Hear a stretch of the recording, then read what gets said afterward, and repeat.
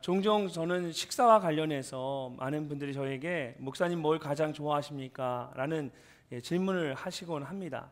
그럴 때마다 저는 저에게는 뭘 먹느냐가 중요한 것이 아니라 누구랑 함께 먹느냐가 더 중요합니다. 이렇게 대답하곤 합니다.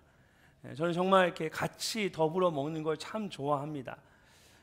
그래서 실제로 저는 이렇게 많이 먹지는 않아서 제가 이런 말을 하면 남편들은 다 이 얘기하죠. 내가 이게 먹는 게 많지 않은데, 그럼 아내들은 옆에서 안 먹긴 뭘 안 먹어 다 먹으면서 그렇게 얘기하시는데, 저는 그냥 제 개인적으로 제가 많이 먹지 않는 것 같거든요. 그리고 가리지 않는 것 같습니다. 뭐든 잘 먹습니다. 근데 더 좋아하는 건 뭐냐면 이제 혼자 먹는 것보다 함께 같이 먹는 걸 참 좋아합니다. 그래서 그런지 저희 아이들도 어렸을 때부터 이 사람들과 함께 먹는 것을 굉장히 좋아했습니다. 그래서 제 아내가 이렇게 식사를 준비하고 있으면 저희 아이들이 항상 엄마 오늘은 누구랑 같이 먹어요? 오늘은 누가 와요? 이런 말을 꼭 묻고는 했습니다.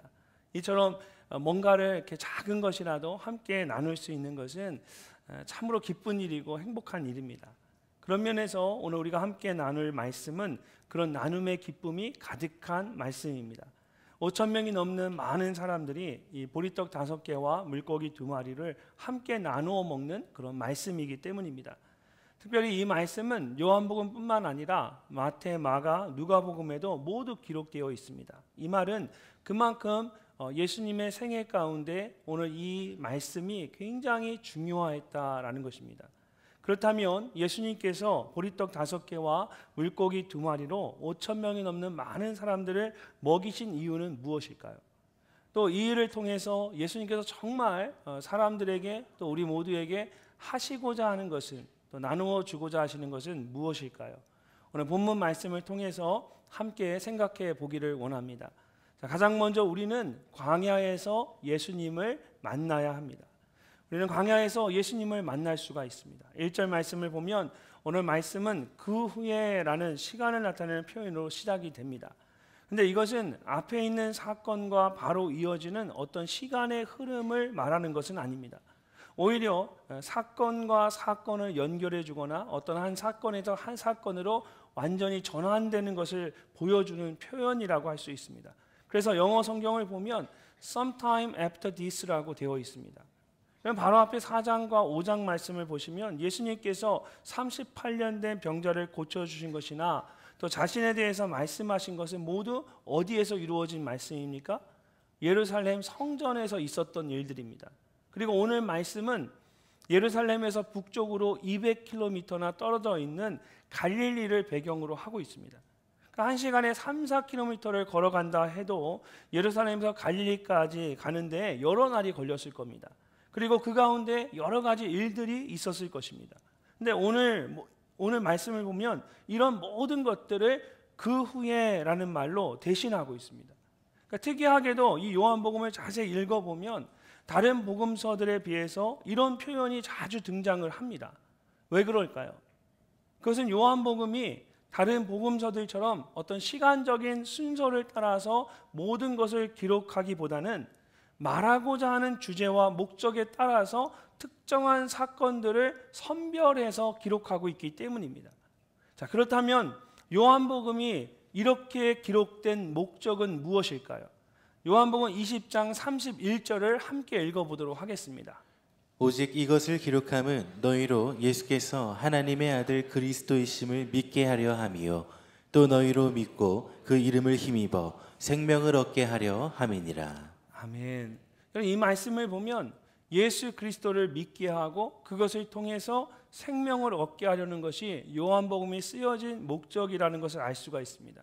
그러니까 오직 이것을 기록함은이라는 말은 예수님과 관련돼서 기록된 것들이 훨씬 더 많았는데, 더 많은 것들이 있는데 예수님을 믿지 않는 사람들이 예수님을 믿을 수 있도록 하기 위해서 꼭 필요한 말씀만 이곳에 요한복음에 기록해 두었다라는 것입니다.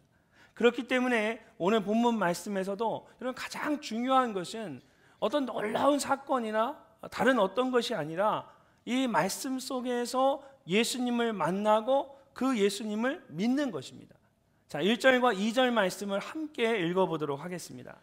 그 후에 예수께서 디베라의 갈릴리 바다 건너편으로 가심에 큰 무리가 따르니 이는 병자들에게 행하시는 표적을 보았음이로라.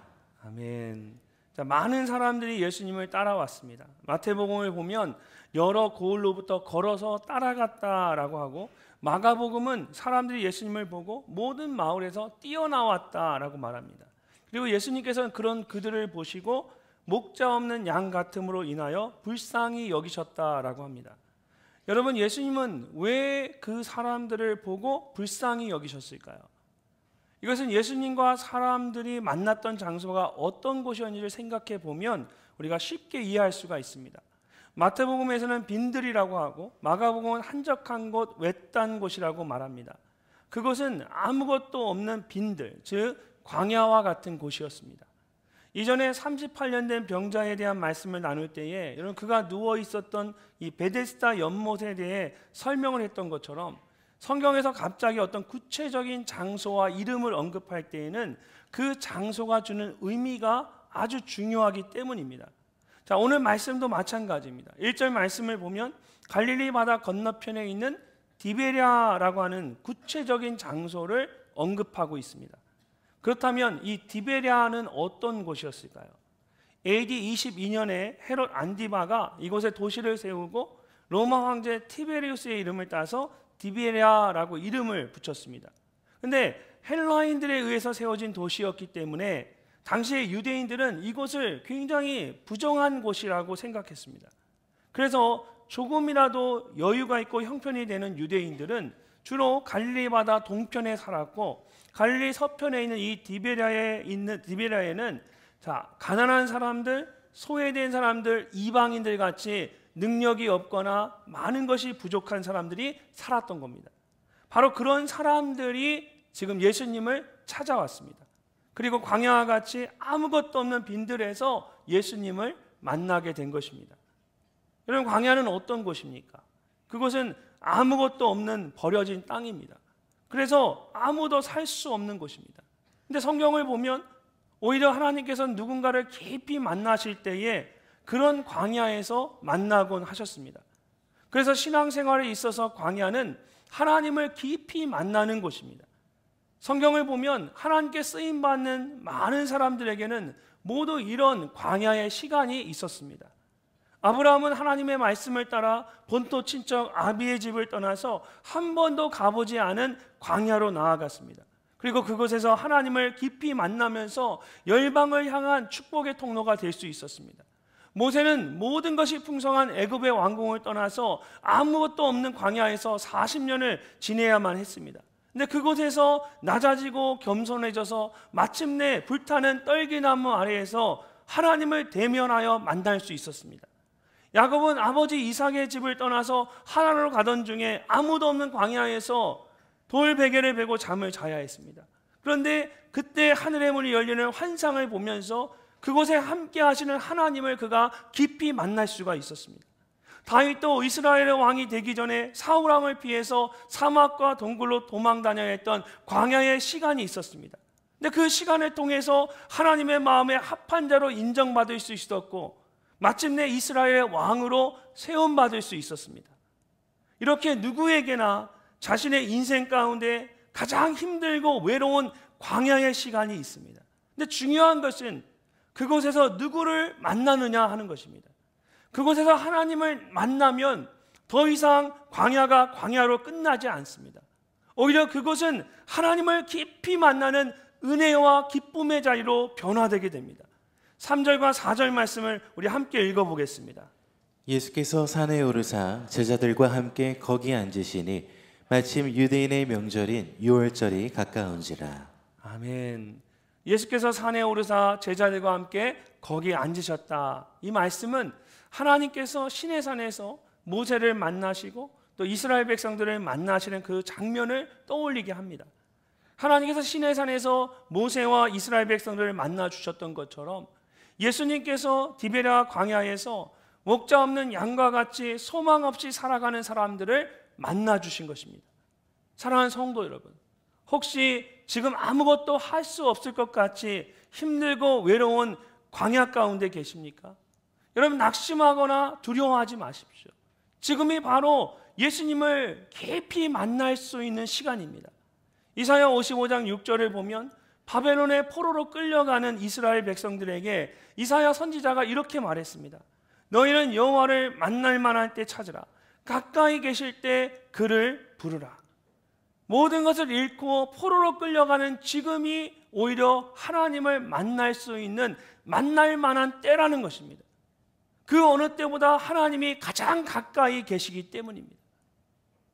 여러분, 제가 미국에서 살았던 플로리다는 바다가 삼면에 바다가 쫙 있는 그런 미국에서 가장 아름다운 해변이 있는 곳들입니다. 근데 플로리다의 바다를 보면 다른 바다와 좀 다릅니다. 어떻게 다르냐면 이게 하늘이 꼭 손에 닿을 것 같아요. 그러니까 하늘과 육지, 바다의 거리가 굉장히 가깝게 느껴집니다. 안 가보셔서 모르실 거예요. 그래서 처음에 저도 깜짝 놀랐습니다. 다른 바다를 가보면 바다가 하늘이 이렇게 높이 떠 있는데 이 플로리다 바다는 가면 하늘이 마치 그 바다와 같이 맞닿아 있는 것처럼 굉장히 가깝게 느껴집니다. 우리의 인생 가운데서 여러분 하나님이 멀리 느껴질 때가 있고 가깝게 느껴질 때가 있습니다. 근데 여러분 하나님이 가장 가까이 느껴졌을 때가 언제셨습니까? 편안하고 즐거울 때, 안락할 때, 그럴 때였습니까? 아니면 힘들고 어렵고 광야와 같은 삶 가운데 있을 때였습니까? 그러니까 지난 시간들 돌아보면 정말 힘들고 어려웠는데 그 광야의 시간 가운데 돌아보면 하나님이 나와 가장 가까이 계셨어요. 그 시간 속에서 하나님을 가장 깊이 만났던 것을 고백하게 됩니다. 그렇기 때문에 우리는 광야의 삶 가운데 두려워하고 낙심하는 것이 아니라 오히려 우리에게 광야가 찾아오면 또 내가 광야 가운데 서 있다면 이 시간이 하나님을 더 깊이 만나고 하나님이 나와 더 가까이 있는 시간이라는 것을 믿고 하나님을 더 찾고 구하며 살아가야 합니다. 이처럼 광야는 예수님을 깊이 만날 수 있는 귀한 자리입니다. 하나님께서 그런 광야에서 아브라함을 만나주시고 모세를 만나주시고 야곱을 만나주시고 다윗을 만나주셨던 것처럼 예수님께서도 여러분 한 사람 한 사람을 깊이 만나주실 줄로 믿습니다. 광야와 같은 삶 속에서 예수님을 더 깊이 만나는 은혜가 여러분 모두에게 있으시기를 주님의 이름으로 축복합니다. 두 번째로 광야에서 만나는 예수님은 나의 원대로 채우시는 분입니다. 나의 원대로 채우시는 분입니다. 디베랴의 빈들에서 하루 종일 병자를 고치고 말씀을 가르치다 보니까 어느새 날이 저물어 저녁이 되었습니다. 그곳에 있는 모든 사람들이 허기지고 지쳐 있었습니다. 어떻게 해야 할까요? 자, 5절과 6절 말씀을 함께 읽어보겠습니다. 예수께서 눈을 들어 큰 무리가 자기에게로 오는 것을 보시고 빌립에게 이르시되 우리가 어디서 떡을 사서 이 사람들을 먹이겠느냐 하시니 이렇게 말씀하심은 친히 어떻게 하실지를 아시고 빌립을 시험하고자 하심이라. 아멘. 우리가 가진 개역 개정 성경에는 잘 표현되어 있지 않지만 이런 5절과 6절 말씀을 원어 성경으로 보게 되면 오는 것을 보시고 또 이르시되라는 말이 모두 현재 시제로 되어 있습니다. 그러니까 지금 예수님께서 보고 계신 거예요. 그런데 어떻게 하실지를 아시고라고 말할 때 이 아시고라는 말만 과거 완료형으로 되어 있습니다. 예수님께서 이미 어떻게 하실 것인지를 알고 계셨다라는 것입니다. 그래서 NIV 영어 성경을 보면 He already had in mind 이렇게 되어 있습니다. 예수님께서 어떻게 하실 것인지를 이미 마음으로 결정하시고 그 계획을 그 마음 가운데 가지고 계셨다라는 거예요. 이처럼 광야에서 만나는 예수님은 이미 모든 것을 다 알고 계시는 분입니다. 여러분 어떤 특별한 자리에서 성도님과 함께 만나서 인사를 나눌 때 제가 먼저 그분을 알아보고 아는 척을 하면 굉장히 기뻐하십니다. 특별히 개인적인 기도 제목을 제가 기억하고 그것을 위해 잠시라도 그 순간에 기도해 드리면 더 큰 감동을 받고 굉장히 놀라워하십니다. 저 같은 사람이 여러분을 아는 것도 이렇게 감사하고 놀라운데 예수님께서 여러분을 아신다면 얼마나 놀랍고 감사한 일입니까? 실제로 요한복음 1장을 보면 예수님께서 빌립을 통해 나다나엘을 부르셨을 때에 나다나엘이 깜짝 놀랐습니다. 그래서 어떻게 당신이 나를 아십니까? 라고 물으니까 예수님께서 그에게 이렇게 말씀하셨습니다. 나다나엘이 이르되 어떻게 나를 아시나이까? 예수께서 대답하여 이르시되 빌립이 너를 부르기 전에 내가 무화과 나무 아래에 있을 때에 보았노라. 여기서 보았노라 이 말은 find out, 찾았다라는 겁니다. 그냥 우연히 그냥 보았던, 그냥 지나가다가 그냥 나다나엘의 그 나무 아래에 있는 걸 보신 것이 아니라 예수님이 나다나엘을 찾으신 겁니다. 그리고 이 보았다라는 말에는 주목하여 바라보았다라는 뜻이 담겨 있습니다. 예수님이 나다나엘을 찾았을 뿐만 아니라 그를 발견하고는 그냥 주목하여 그를 바라보신 것입니다. 사마리아 땅에 있는 수가성의 우물에서 한 여인을 만났을 때도 예수님께서 이미 그 여인에 대해 모든 것을 다 아셨습니다. 그래서 그 여인을 만나기 위해서 일부러 사마리아 땅을 지나가셨고 예수님께서 먼저 그 여인에게 다가가서 말씀하셨습니다. 삭개오가 예수님을 보기 위해서 나무에 올라갔을 때에도 예수님은 먼저 그를 바라보시고 그의 이름을 불러주셨습니다. 삭개오야 라는 예수님의 말에 삭개오는 깜짝 놀랄 수밖에 없었습니다. 바울이 예수님을 만나기 이전에 사람들을 핍박하고 있을 때에도 부활하신 예수님께서 먼저 그에게 찾아오셔서 그의 이름을 불러주셨습니다. 여러분 성경을 보십시오. 어디에도 우리가 먼저 예수님을 찾은 것이 아니라 성경은 다 예수님이 우리를 먼저 찾으셨다라고 말합니다. 죄인인 우리를 구원하기 위해서 예수님께서 먼저 이 땅에 오셨습니다. 이렇게 예수님은 여러분 한 사람 한 사람을 누구보다 잘 알고 계십니다. 바로 그 예수님께서 저와 여러분을 부르셔서 예수님의 자녀가 되게 하셨고 예수님을 예배하며 섬길 수 있게 하셨습니다. 내가 먼저 예수님을 알고 찾은 것이 아니라 예수님께서 나를 먼저 아시고 찾아주신 것입니다. 이런 하나님이 세상에 어디에 있습니까? 그러므로 우리는 그 예수님을 온전히 신뢰해야만 합니다. 본문 5절 말씀을 보시면 이미 모든 것을 알고 계셨던 예수님께서 빌립에게 물으셨습니다. 우리가 어디서 떡을 사서 이 사람들을 먹이겠느냐? 그러자 빌립이 이렇게 대답합니다. 빌립이 대답하되 각 사람으로 조금씩 받게 할지라도 200데나리온의 떡이 부족하리이다.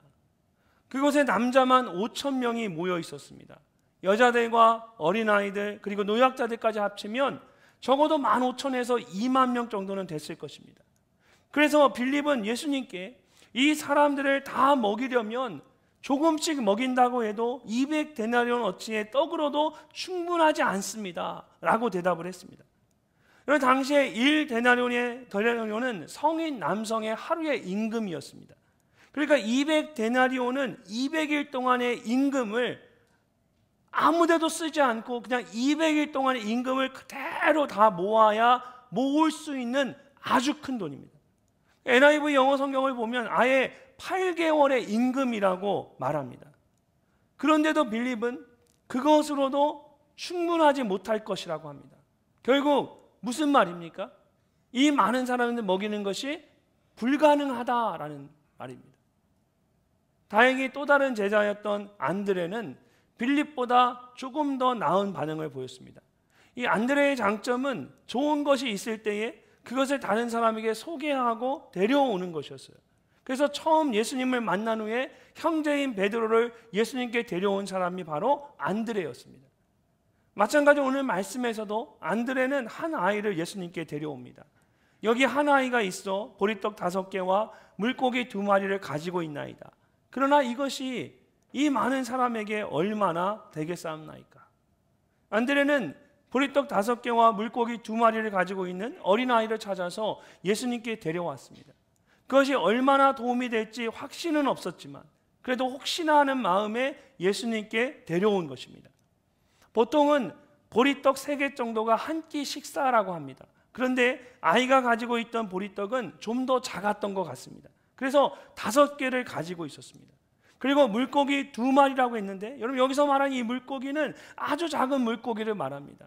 그러니까 다른 복음서에 베드로가 제자들이 나가서 물고기를 잡을 때 그물이 찢어질 정도로 많은 물고기가 잡혔다. 그 물고기를 말하는 헬라어와 여기서 어린아이의 도시락에 있는 그 물고기를 말하는 헬라어가 서로 다른 단어입니다.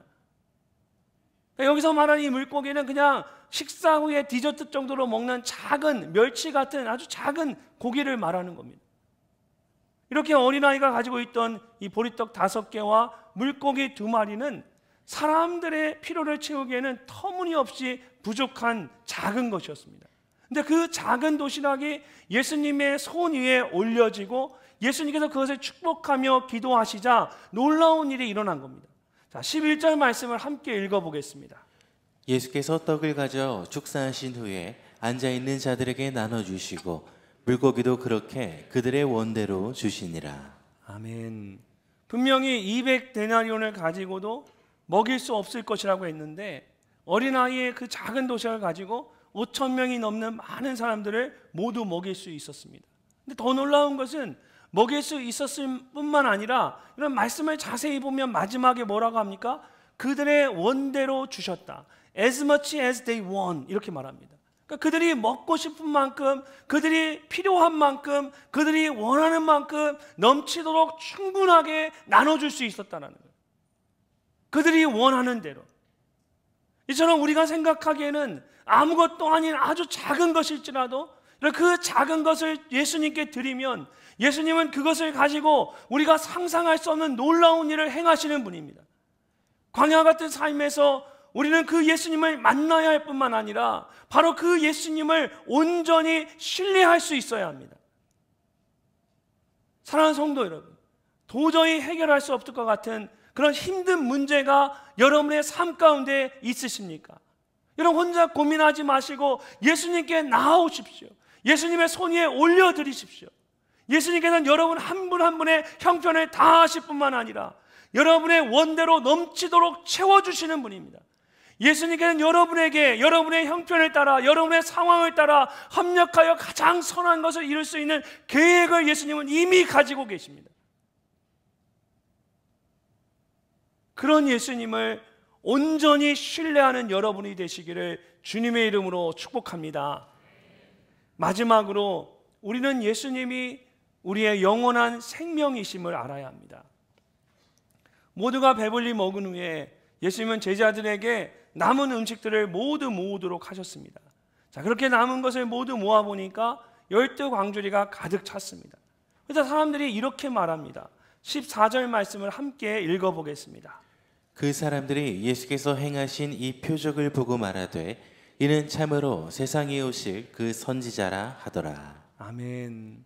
여러분 이 말씀을 보면 예수께서 행하신 이 표적을 보고라고 합니다. 여기에 요한복음과 다른 복음서에 결정적인 차이가 있습니다. 마태, 마가, 누가복음은 이 오병이어의 사건을 그냥 기적, 미라클이라고 말합니다. 그런데 요한복음만은 이것을 표적, 사인이라고 말합니다. 그렇다면 기적과 표적은 어떻게 다른 것일까요? 제가 이전에 여러분 한번 설명한 적이 있습니다. 기적은 겉으로 보여지는 것에 초점을 맞추는 것입니다.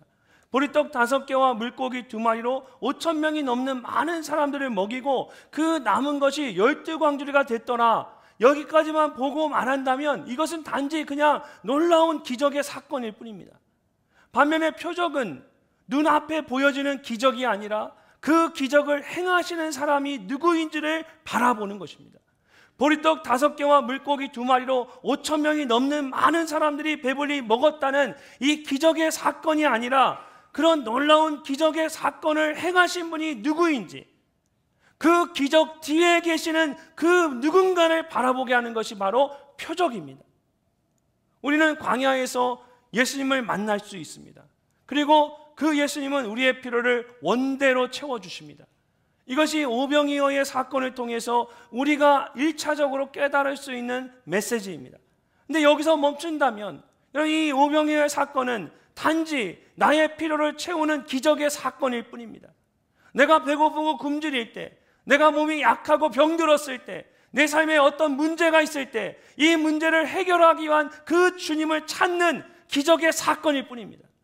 하지만 방금 읽은 말씀에서 그 사람들이 예수께서 행하신 이 표적을 보고 라고 말하고 있는 것처럼 요한복음은 이 오병이어의 사건이 단순히 그냥 기적의 사건으로 머물러 있지 않고 이 사건이 표적의 사건이 되기를 원하는 것입니다. 그렇다면 요한복음이 이 오병이어의 표적을 통해서 우리에게 정말 보여주고 싶어 하는 것은 무엇일까요?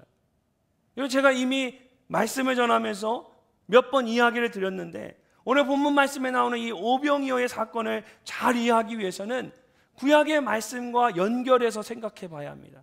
특별히 모세와 출애굽의 사건을 함께 생각해 봐야 합니다. 본문 말씀이 포함되어 있는 요한복음 6장 전체의 내용을 보면 놀랍게도 여러분 출애굽의 사건과 연결되는 부분이 많이 나옵니다. 예수님께서 보리떡 5개와 물고기 2마리로 5,000명이 넘는 사람들을 먹이신 것은 마치 광야에서 하나님이 만나와 메추라기로 이스라엘 백성들을 먹이신 것과 같습니다. 또한 오병이어 다음에 나오는 바다 위를 걸어오시는 예수님의 모습은 마치 이스라엘 백성들이 홍해를 마른 바다와 마른 땅과 같이 건너는 모습과 비슷합니다. 무엇보다 4절 말씀을 보시면 이때의 시간적 배경을 마침 유대인의 명절인 유월절이 가까운지라 말하고 있습니다. 그러니까 의도적으로 말하고 있는 거예요. 이런 오병이어의 사건이 유월절 절기에 일어났다라는 것을 의도적으로 말하고 있는 거예요. 요한복음에서 이 유월절은 특별한 의미를 가지고 있습니다. 요한복음 1장 29절과 36절을 보면 침례 요한이 예수님에 대해서 가장 먼저 보라 세상 죄를 지고 가는 하나님의 어린 양이다 라고 선언했습니다. 그러니까 예수님을 유월절의 어린 양으로 가장 먼저 말하고 있는 겁니다. 그렇게 시작된 예수님의 공생애가 3년인데 그 기간에 예수님은 3번의 유월절을 경험하게 됩니다. 첫 번째 유월절은 성전 정화 사건이 있었습니다. 2장 13절부터 나오는 말씀을 보면 예수님께서 너희가 이 성전을 헐라 내가 사흘 동안에 일으키리라고 말씀하시면서 자신의 죽음과 부활에 대해서 처음으로 말씀하십니다. 마지막 3번째 유월절은 우리가 잘 아는 것처럼 예수님께서 십자가에서 물과 피를 모두 쏟으시며 저와 여러분을 위해서 죽으셨습니다. 자, 그리고 그 중간에 있는 2번째 유월절이 바로 오늘 본문의 말씀이에요. 이때 예수님께서는 5,000명이 넘는 많은 사람들을 먹이셨고 풍랑이는 바다 위를 걸으셨습니다. 그러면서 여러분 6장 마지막 부분을 보면 예수님의 자기 선언이 나옵니다. 내가 곧 생명의 떡이니라. 마지막 예수님 이렇게 말씀하세요. 이런 전체적인 흐름을 보면 여러분 적어도 요한복음에서는 예수님께서 보리떡 5개와 물고기 2마리를 가지고 5,000명이 넘는 많은 사람들을 먹이셨다라는 것이 전부가 아니라는 것을 알 수 있습니다. 적어도 요한복음은 그걸 말하고 싶어서 우리에게 이 오병이어의 사건을 기록한 것이 아니라는 겁니다. 이 요한복음이 우리에게 말하고자 하는 것은 이 사건을 우리를 통해 우리에게 보여주려고 하는 것은 그 놀라운 기적의 사건이 아니라 그 기적을 행하신 예수님 그 자체인 거예요. 이 사건을 통해서 우리가 예수님을 보기를 원하는 거예요. 그러므로 오병이어의 사건은 그냥 단순히 5,000명이 넘는 많은 사람들을 먹이는 기적의 사건으로 끝나서는 안 됩니다. 오늘 성경이 이 표적을 보고라고 말씀하고 있는 것처럼 이런 그 일을 행하시는 그 예수님을 볼 수 있는 표적의 사건이 되어야 합니다. 예수님께서는 우리 모두에게 영원한 생명을 주시기 위해서 이 땅에 오셨습니다. 근데 사람들은 먹을 것, 입을 것, 마실 것에만 관심을 가지고 정작 예수님이 주시고자 하는 그 생명에는 관심이 없었습니다. 14절과 15절 말씀을 보십시오. 그 사람들이 예수께서 행하신 이 표적을 보고 말하되 이는 참으로 세상에 오실 그 선지자라 하더라. 그러므로 예수께서 그들이 와서 자기를 억지로 붙들어 임금으로 삼으려는 줄 아시고 다시 혼자 산으로 떠나가시니라. 당시의 사람들은 예수님을 모세와 같은 선지자로 생각했습니다. 그래서 예수님께 자신들의 필요를 채워주실 것만을 예수님께 그런 기대만을 가지고 있었습니다. 근데 그 뒤에 26절과 27절 말씀을 보면 예수님은 그런 그들에게 이렇게 말씀하십니다. 우리 함께 한번 읽어보겠습니다. 예수께서 대답하여 이르시되 내가 진실로 진실로 너희에게 이르노니 너희가 나를 찾는 것은 표적은 볼 까닭이 아니요 떡을 먹고 배부른 까닭이로다. 썩을 양식을 위하여 일하지 말고 영생하도록 있는 양식을 위하여 하라. 이 양식은 인자가 너희에게 주리니 인자는 아버지 하나님께서 인치신 자니라. 아멘. 이런 사람들이 예수님을 붙잡아서 임금으로 삼으려는 이유가 무엇이었습니까? 그들이 떡을 먹고 배부른 까닭이었어요. 예수님께서 분명히 이 일을 통하여서 표적을 보여주셨는데 그들은 표적을 본 것이 아니라 떡을 먹고 배부른 까닭에 예수님을 자신의 임금으로 삼으려고 했던 겁니다. 그래서 방금 읽은 말씀에 보면 표적을 본 까닭이 아니요 떡을 먹고 배부른 까닭이다. 만약에 그들이 정말 표적을 보았다면, 표적을 통하여 예수님을 보았다면 그들이 이렇게 썩을 양식을 위하여 일할 것이 아니라 그들이 영원한 생명의 양식을 위하여 일할 것인데, 너희들이 나를 붙잡고 임금으로 삼고 더 많은 떡을 구하는 것을 보면, 먹을 것과 입을 것과 마실 것을 구하는 것을 보면 너희는 표적을 본 것이 아니라 그냥 기적의 사건을 본 것이다 말씀하신 거예요. 모세가 주었던 만나와 메추라기는 육신의 배고픔을 해결해 주기 위한 것입니다. 그런데 그것은 하루가 지나면 곧 썩어 없어지는 것입니다. 반면에 예수님께서 주시려고 하는 것은 썩어 없어지지 않는 영원한 생명이었습니다. 그 생명의 양식이 바로 예수님 그분이셨습니다. 이런 영적인 진리를 안다면 여러분, 우리가 어떻게 해야 할까요? 어떻게 살아가야 할까요? 생명의 양식인 예수님을 나의 주님으로 받아들여야 합니다. 그리고 더 이상 썩어 없어지는 육신의 양식이 아니라 영원한 생명의 양식인 예수님을 위해서 살아가야 합니다. 그러면 어떻게 사는 것이 그렇게 사는 것일까요? 요한복음 4장에 나오는 수가성 여인에 대한 말씀을 보면 예수님께서 우물 곁에 앉아 계시고 제자들이 음식을 구하기 위해서 성 안으로 들어갔습니다. 그러니까 길을 가다가 이제 배고프고 허기져서 이제 제자들과 예수님이 수가성 옆에 있는 우물에 앉으셨어요. 그리고 제자들은 다 음식을 구하러 들어가시고 예수님만 혼자 있는 거예요. 그때 예수님께서 우물에 물을 길러온 사마리아 여인을 만나고 그 여인에게 복음을 전하십니다.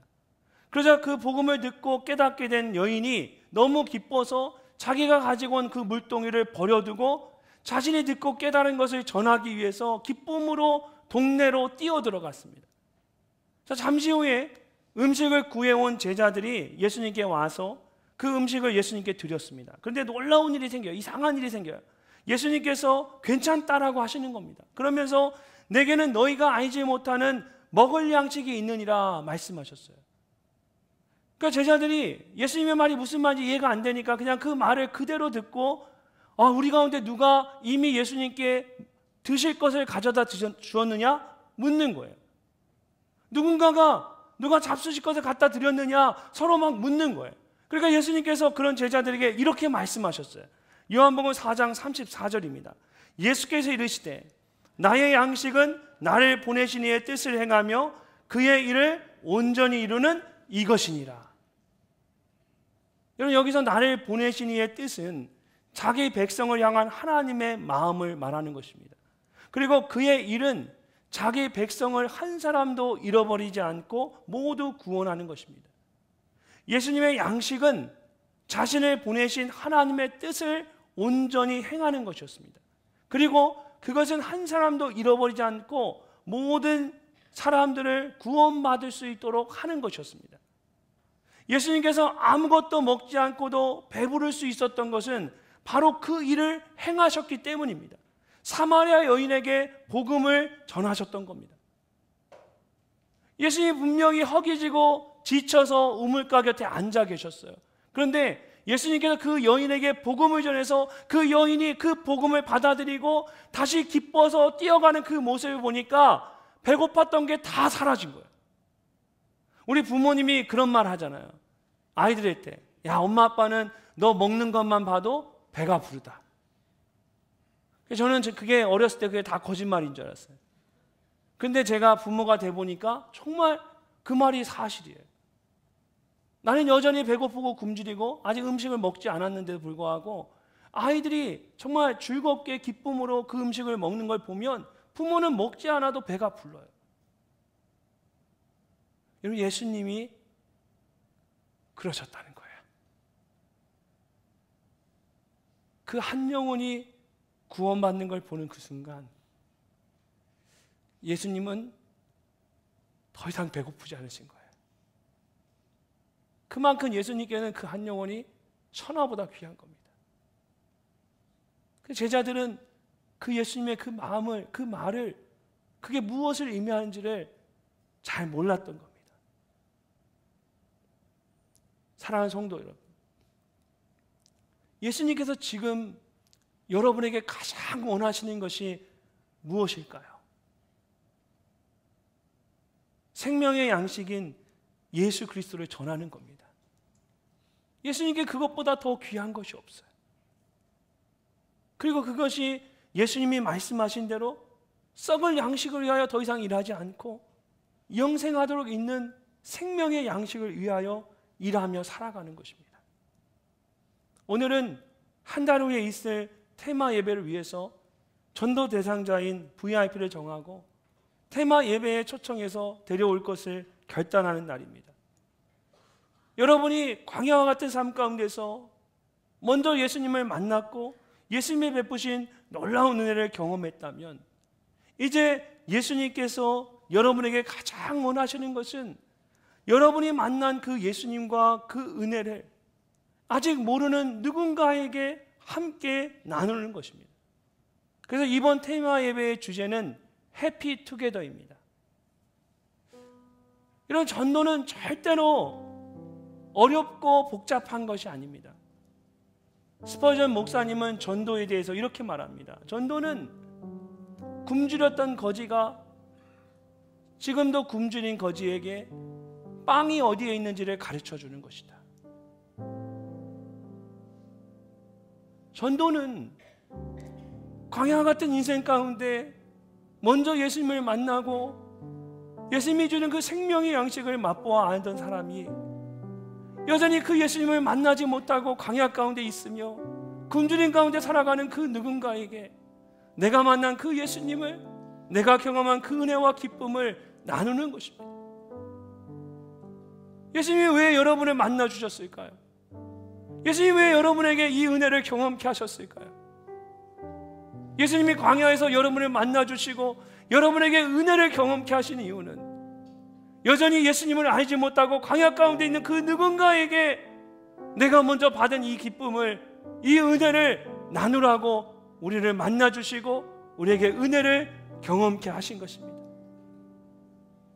소중한 그 VIP들과 생명의 양식인 예수 그리스도를 함께 나누는 기쁨이 이번 한 달간 여러분의 삶 가운데 충만하시기를 주님의 이름으로 축원합니다.